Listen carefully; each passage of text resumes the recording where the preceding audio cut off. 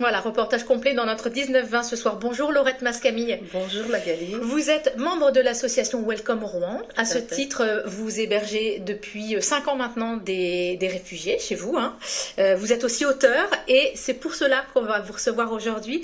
Vous publiez le récit d'une vie de migrant que vous avez rencontré grâce à tout ça. C'est Aramata, qui est originaire de Côte d'Ivoire, qui a été marié à 13 ans, violé, battu, qui a été victime du trafic d'êtres humains. Et vous l'avez hébergé chez vous, avec sa famille, pendant plusieurs mois. Vous en avez tiré ce livre, Invictae, qui est sorti il y a 15 jours, le 2 décembre. Pour quelle raison vous avez eu envie de raconter l'histoire d'Aramata? Alors, ça a commencé il y a 5 ans de cela.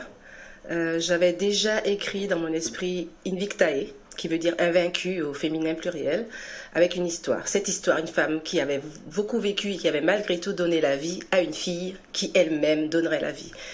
Et Invictae n'avait jamais été publiée, mais était quand même dans mon esprit. Et cette jeune femme que nous avons hébergée vient un jour me demander de l'aider à remplir les papiers pour les besoins de l'OFRA. L'OFRA, il faut raconter sa vie en 20 lignes.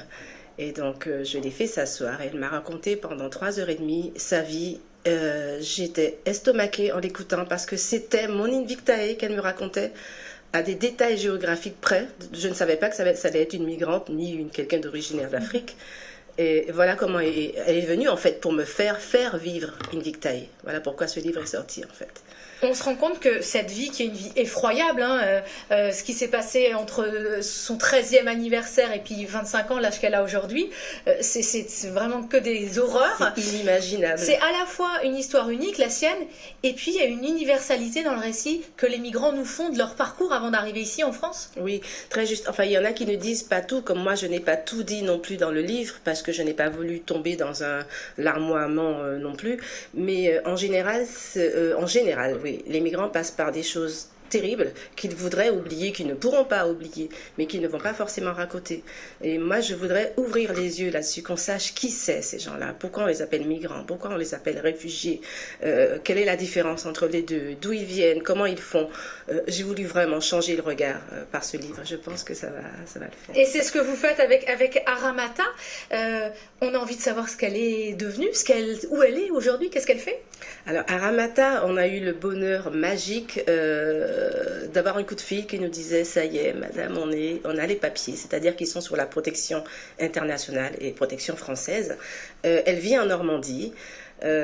Son histoire est légèrement apaisée, va-t-on dire. Ils ne sont pas encore tout à fait debout parce que ce qu'on vit, des fois, on a du mal à se relever. Mais elle a donné la vie donc à une petite fille dont les yeux illustrent le livre. D'ailleurs, ouais. Saada, voilà. Saada veut dire féliciter et ça ne pouvait pas mieux tomber. Elle va bien. Elle va de mieux en mieux. À travers ce témoignage, c'est aussi votre histoire. Enfin, s'il y a des familles comme vous, nos voisins, qui se mobilisent à côté de nous pour aider des migrants qui viennent du bout du monde. Et ça aussi, c'est quelque chose de formidable. Ça aussi, c'est merveilleux parce que Claire, c'est un village très accueillant. Le boucher, médecin, l'épicier, la municipalité, dont Nathalie Thierry, qui est la maire. Vraiment, les gens sont accueillis. Bien sûr, il y a des conditions. Avec l'association Welcome, il y a des devoirs. Ils ont des devoirs et des droits, mais des devoirs aussi. Et le but, c'est de donner un refuge à ceux qui cherchent un refuge. C'est ça, être réfugié, chercher un refuge.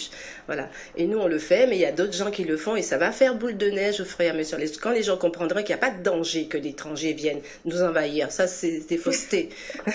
Voilà. Ben, écoutez, merci à vous d'être venu témoigner sur notre antenne et je rappelle Invictae, donc votre dernier ouvrage.